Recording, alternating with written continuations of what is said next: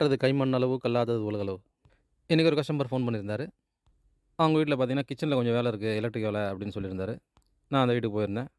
அந்த வீட்ல பார்த்தீங்கன்னா, கிச்சனோட ஸ்விட்ச் போர்ட வந்து ஷிங்க் குழாய்க்கு மேல வச்சிருக்காங்க. அதாவது கிச்சன்ல இருக்க லைட்டு, ஃபேனு, எக்ஸாஸ்ட் ஃபேனு அந்த ரூமுக்குள்ள அந்த ஸ்விட்ச் போர்டே வந்து அந்த ஷிங்க்குக்கு மேல தான் வச்சிருக்காங்க. நெறைய வீட்ல பார்த்தீங்கன்னா, இந்த பாத்திரம்லாம் வைக்கிற ஸ்டாண்ட் வந்து ஷிங்க்குக்கு மேல தான் வந்து மாட்டுவாங்க. ஷிங்க்ல இருக்கிற குழால வந்து பாத்திரத்த கழுவிட்டு, அதுக்கு மேல ஸ்டாண்ட் இருக்கும். கழுவுன பாத்திரத்த அப்படியே தூக்கி அது மேல வச்சுருவாங்க. தண்ணி எல்லாம் வந்து அந்த ஷிங்க்லயே பட்டுரும். வேற இடத்துல அடிச்சாக்கா, வீடெல்லாம் தண்ணியாகும்னு சொல்லி, அது மாரி நெறைய பேர் அப்படி தான் மாட்டுவாங்க, இந்த ஸ்டாண்ட. அந்த கஸ்டமர் சொன்னது பார்த்தீங்கன்னா, அந்த பாத்திரம் மாட்டுற ஸ்டாண்ட காமிச்சிருந்தாங்க. இந்த ஸ்டாண்ட வந்து இந்த இடத்துல மாட்டணும். அதாவது அந்த ஷிங்க்குக்கு டேப்போட மேல வந்து இந்த ஸ்டாண்ட மாட்டணும்னு சொல்லியிருந்தாங்க. நான் ஸ்டாண்டு மாட்டுற இடத்துல பார்த்தீங்கன்னா, அந்த ஸ்விட்ச் போர்ட் இருக்கு. ஒரு ஒரு வாட்டியும் உள்ள கை விட்டுலாம் நான் ஸ்விட்ச் போட முடியாது. தண்ணி படுற இடம்.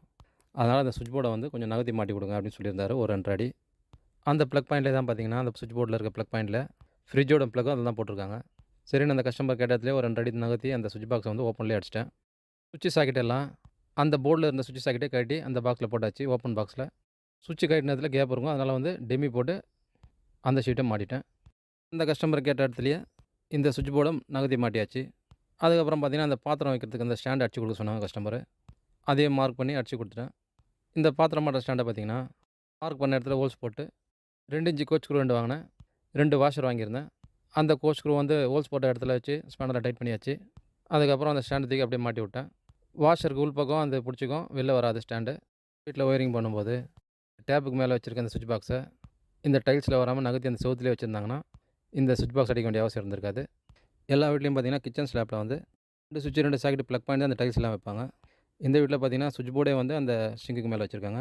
உங்க வீட்லயும் ஏதோ ஒயரிங் வேலை நடக்குதுன்னும்போது புதுசா பில்டிங்ல, இந்த மாரி ஷிங்க்குக்கு மேல வந்து ஸ்விட்ச் போர்டு வைக்காம, நகர்த்தி வைக்கணுன்றத சொல்லிடுங்க. நெறைய வீட்ல பார்த்தீங்கன்னா, இந்த ஷிங்க்கு டேப்புக்கு மேல தான் வந்து இந்த ஸ்டாண்ட் அடிப்பாங்க. அதனால தான் சொல்றேன்.